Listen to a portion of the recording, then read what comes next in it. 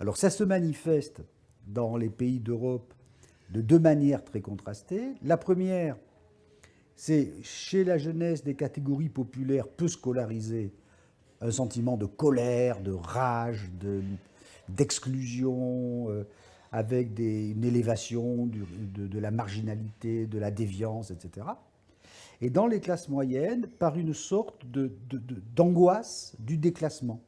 C'est-à-dire, on fait des études, on fait des études, on fait des études, mais comme on est de plus en plus nombreux à faire des études, on prend un ascenseur qui ne monte pas. Je ne sais pas si l'image, vous la comprenez. Plus nous sommes nombreux à aller à l'université, eh bien, moins l'université est rentable, par définition.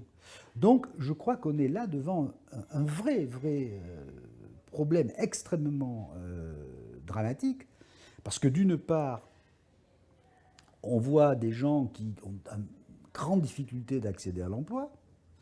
Deuxièmement, ce sont des gens qui ne payent pas de cotisations sociales et qui auront beaucoup de mal à financer leur propre retraite, puisqu'ils n'entrent pas dans la vie active. C'est aussi des risques politiques, parce que ça crée des gens très frustrés, très malheureux, d'une certaine façon. Donc je pense que la question de l'emploi et de l'emploi des jeunes est une question qui commande véritablement la plupart des politiques. Jusqu'en 2008, les pays riches stabilisaient à peu près le système. Depuis 2008, on est menacé par des risques oui, d'appauvrissement. Et les jeunes, en France en tout cas, se sont appauvris. C'est une catégorie qui s'est appauvrie. Les jeunes sont de plus en plus pauvres par rapport aux autres. Il faut dire deux choses. D'abord, mieux vaut toujours être qualifié que de ne pas être qualifié. Bien. Ça, c'est quand même la chose fondamentale. Même si, évidemment, la valeur de la qualification scolaire faiblit à cause du chômage. Bon. Mais fondamentalement, l'école joue un rôle absolument essentiel. Ce qui est le grand danger, c'est si on se trouve dans des situations où l'école continue à avaler, à intégrer de plus en plus d'élèves, pendant que le marché du travail n'intègre plus. Alors ça a un effet, ça a plusieurs effets. Le premier, c'est la déception. Je fais des études, ça ne sert à rien.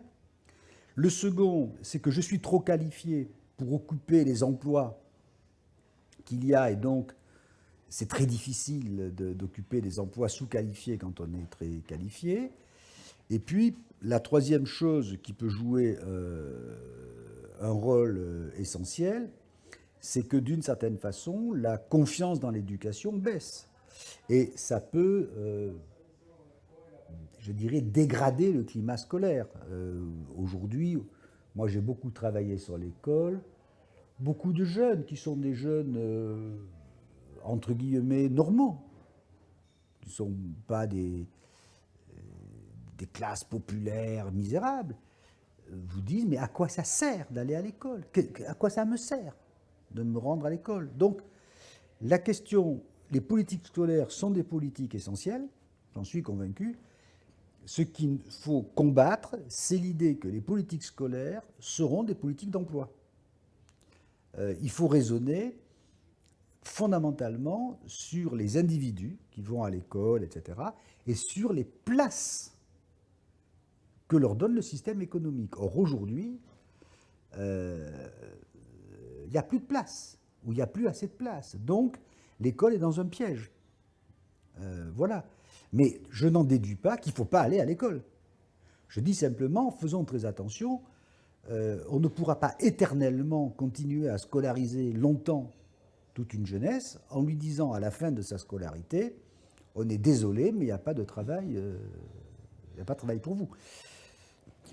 On pense aux États-Unis, par exemple, qu'il y a une bulle financière qui se prépare avec les prêts aux étudiants. Vous connaissez le système aux États-Unis, pour financer vos études, vous faites un prêt, vous empruntez de l'argent. Bon. C'est un système assez équitable parce que si vous gagnez bien votre vie à la fin de vos études, en quelques années, vous avez remboursé le prix de vos études, et ma foi, c'est un système qui peut marcher.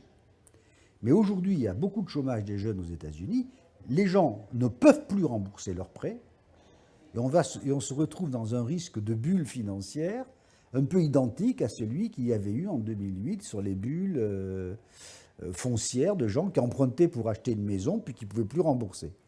Il y a donc des risques économiques et sociaux extrêmement forts. La tragédie actuelle, c'est le chômage des jeunes.